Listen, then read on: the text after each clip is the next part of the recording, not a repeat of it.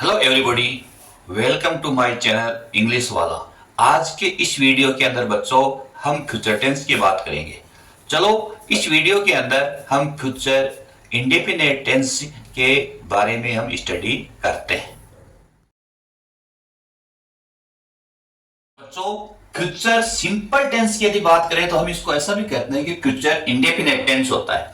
Clear? और ये tense हमें क्या करता है कि आगे आने वाले टाइम या जो एक्शन है जो या कोई इवेंट्स है उन्हीं के बारे में डिस्क्राइब करता है, इन्फॉर्म करता है। यानी future indefinite indicates that an action या occurrence has not happened yet, यानी ऐसा कोई कार्य जो अभी तक घटित नहीं हुआ हो and will take place at some point in the future, और वह फ्यूचर के अंदर इन नेक्स्ट टाइम के अंदर है वो होगा, ऐसा इस टेंस के अंदर होता है। यानी ये टेंस क्या होता है, हम ऐसा कह सकते हैं कि this tense is belong to imagery conditions. Imagery होता है, ये इमेजिनेशन होते हैं, इसके अंदर हम कल्पना करते हैं। जैसे मैं कहूं कि कल मैं जयपुर जाऊंगा, जरूरी थोड़ा कि मैं जयपुर जाऊंगा, कोई कुछ काम भी हो सकता है भाई, मेरा जो विजिटिंग है या मेरा जो टूर है वो कैंसिल भी हो सकता है, तो यहाँ डेफिनेटली तो है नहीं। तो इसलिए क्या है कि मैं इस सेंटेंस को या इस टेंस को इमेजरी के रूप में डिस्क्राइब कर रहा हूं, आपको बता रहा हूं। बच्चों इस टेंस के अंदर देखो हेल्पिंग वर्ब होती है शैल और विल।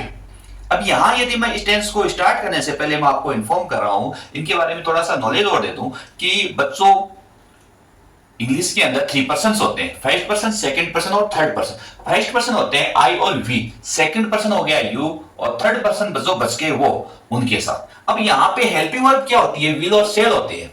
जब विल और सेल का यूज आए तो बच्चों यहाँ ये विल और सेल मॉडल भी होती है। अब यहाँ विल फर्स्ट पर्सन होता है, उसके साथ में सेल का यूज होता है, और सेकंड पर्सन यू आता है, और बाकी जो बच गया थर्ड पर्सन उसके साथ में किसका यूज होता है, विल। बट बच्चों मैं आपको ये कहूं कि देखो आजकल एक मॉडर्न इंग्लिश के अंदर है, आई के साथ में हम विल का ही यूज करते हैं, मोस्टली वहां पे विल का ही यूज करते हैं। टेंस के अकॉर्डिंग देखा जाए तो यहाँ सेल का यूज करते हैं, बट यदि हमने विल का यूज किया है तो वो भी क्या रॉन्ग नहीं होता है। बट यदि हम यहाँ टेंस पढ़ रहे हैं तो टेंस के अकॉर्डिंग हम चलेंगे। क्लियर? और इस टेंस के अंदर बच्चों मेन वर्ब हमेशा first form of the verb होती है। क्लियर? तो एक एग्जांपल हम लेते हैं जिनके बारे में ये कहूं कि राजेश, या मैं ये कहूं कि मोनिका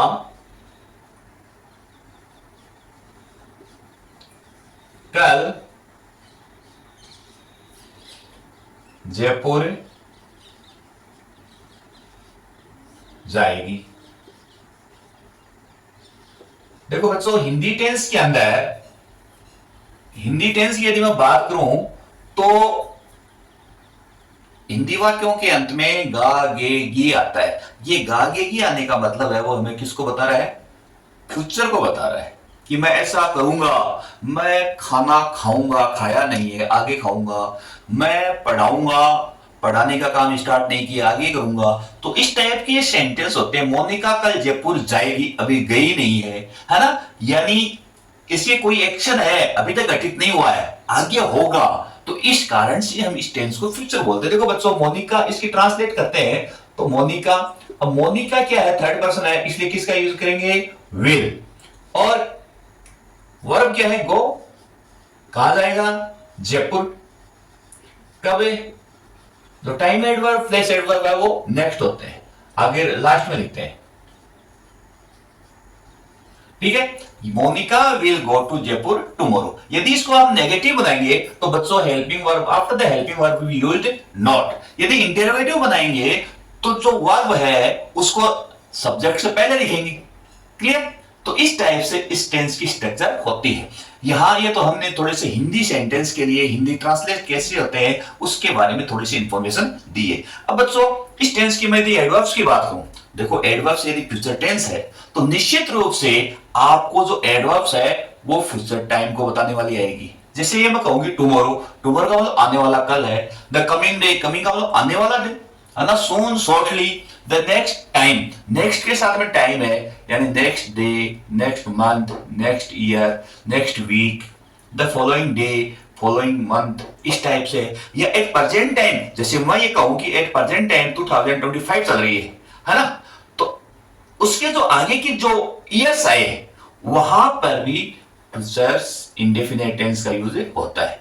यानी ये क्या है, एडवर्ब्स है, टाइम्स ऑफ एडवर्ब्स। अब हम एग्जांपल से देखते हैं। देखो बच्चों, टुमारो इज हॉलीडे, कल छुट्टी है, कल छुट्टी है। अब टुमारो किसको इंडिकेट कर रहा है, फ्यूचर को। द ऑफिस क्या रहेंगे, बंद रहेंगे भाई, छुट्टी के दिन ऑफिस थोड़े खुलते हैं। तो यहां ऑफिस क्या होगा, थर्ड पर्सन है, इसलिए किसका यूज कर दिया, विल रिमेन।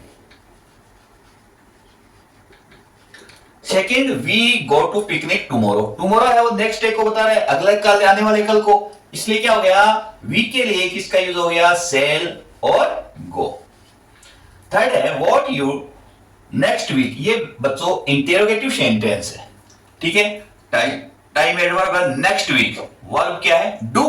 तो नेक्स्ट वीक है वो फ्यूचर को बता रहा है। यहां WH वर्ड है, तो after WH word we used appropriate helping verb according to tense, identify the tense। तो यहां यू है, कौन सा पर्सन है, सेकंड पर्सन है, सेकंड पर्सन के लिए किसका यूज करेंगे, will। और यहां क्या आ गया, do।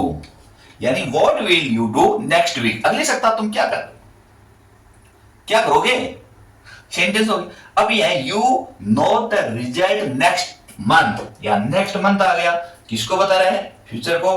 तो यू के लिए क्या आ गया, will know।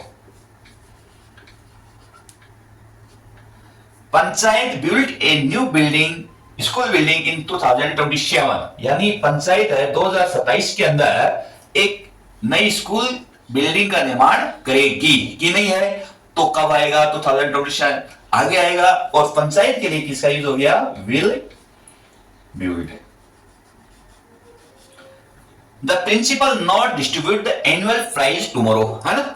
यहां टुमारो आ गया, और सेंटेंस किस टाइप का है, या ब्रैकेट के अंदर नॉट का यूज किया है, तो नेगेटिव सेंटेंस हो गया। इस कारण से यहां किसका यूज होगा, पंचायत है, थर्ड पर्सन है, इसलिए विल नॉट डिस्ट्रीब्यूट।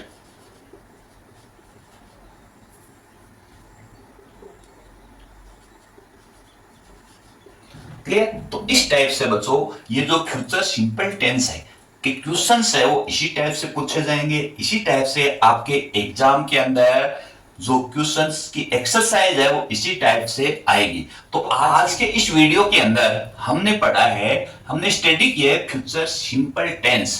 देखो बच्चों, इस टेंस से एग्जाम के अंदर है वो एक क्वेश्चन है वो निश्चित रूप से पूछा जाता है। और इस टेंस को आज हमने बहुत ही यानी अच्छे डिटेल से जो फिल इन द वर्ब्स है, correct form of the verbs है, किस प्रकार से हमें वर्ब का यूज करना है, किस टाइप से हमें क्वेश्चन आएंगे, हमने उसको अच्छे से स्टडी किया है। तो आज के इस वीडियो के अंदर जो हमारा पास्ट सिंपल टेंस है, इस वीडियो के अंदर हम इतना ही है। नेक्स्ट वीडियो के अंदर हम अगला टेंस लेकर आते हैं। ओके बच्चों, थैंक्स।